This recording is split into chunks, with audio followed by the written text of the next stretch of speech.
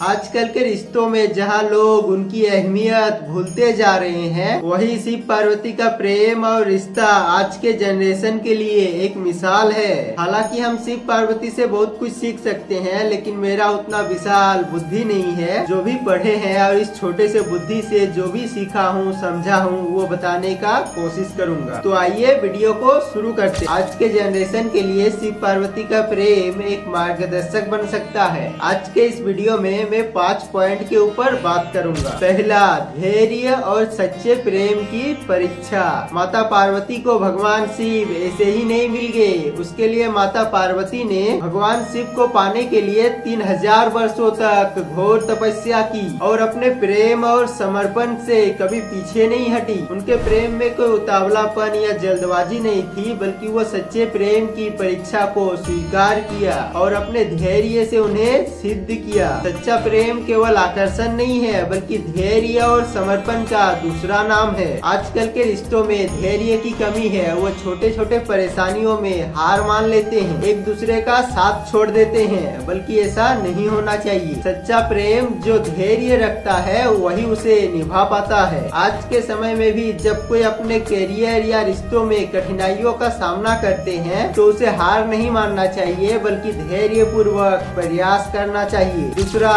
समानता और आदर। शिव पार्वती का प्रेम केवल एक तरफा नहीं था। भगवान शिव और माता पार्वती ने हमेशा एक दूसरे का सम्मान किया। जिन्हें कभी माता पार्वती को खुद से कम नहीं समझा, उनके शक्ति को स्वीकार किया और हर फैसले में उन्हें बराबर का स्थान दिया।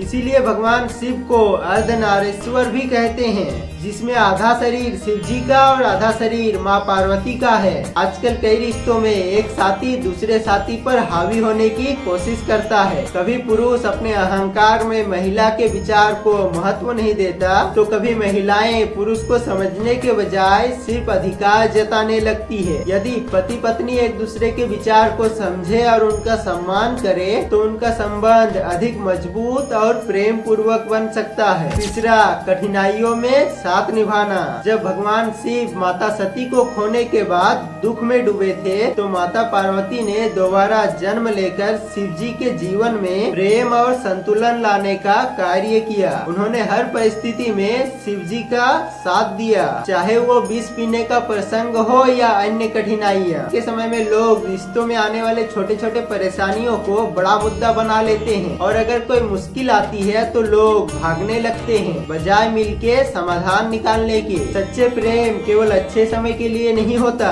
बल्कि बुरे समय में भी एक दूसरे का साथ देना जरूरी है। एग्जाम्पल, अगर किसी रिश्तों में आर्थिक या पारिवारिक दिक्कत आ रही है, तो दोनों को मिलकर उनका हल निकालना चाहिए, न कि अलग होने का फैसला करना चाहिए। चौथा, प्रेम में त्याग और समर्पण। माता पार्वती ने राजमहल का सुख छोड़कर कठिन तपस्या की और राजमहल की राजकुमारी कैलाशवासी की दीवानी हो गई। भगवान शिव ने भी गृहस्थ जीवन स्वीकार कर माता पार्वती के प्रेम और समर्पण का आदर किया। आजकल के लोग अपने स्वार्थ को ज्यादा महत्व देते हैं और त्याग करने से बचते हैं। कोई चाहता है कि सामने वाला त्याग करे, लेकिन खुद त्याग करने को तैयार नहीं होता। सच्चा प्रेम त्याग और समर्पण मांगता है। एग्जाम्पल, यदि किसी रिश्ते में एक साथी को किसी कारणवश दूसरे साथी के लिए कुछ त्याग करना पड़े, जैसे करियर में बदलाव या परिवार की जिम्मेदारी लेना, तो उसे प्रेम पूर्वक अपनाना चाहिए, न कि इसे बोझ समझना चाहिए। पांचवा,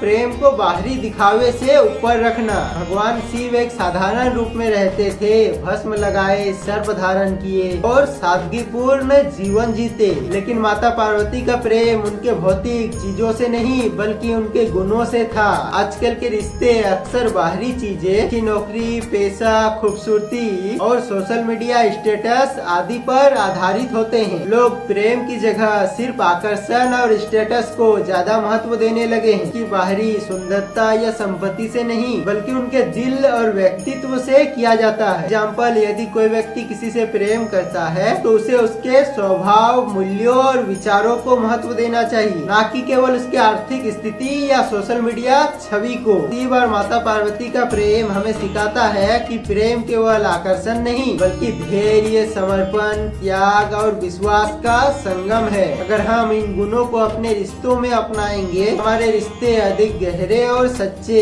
बन सकते हैं। अगर आपको ये सीख अच्छी लगी तो अपने प्रियजनों के साथ शेयर करें और अपने जीवन में अप्लाई करें। और हाँ, ऐसे ही वीडियो देखने के लिए चैनल को सब्सक्राइब करना मत भूलिएगा। फिर से मिलते हैं किसी अगले वीडियो।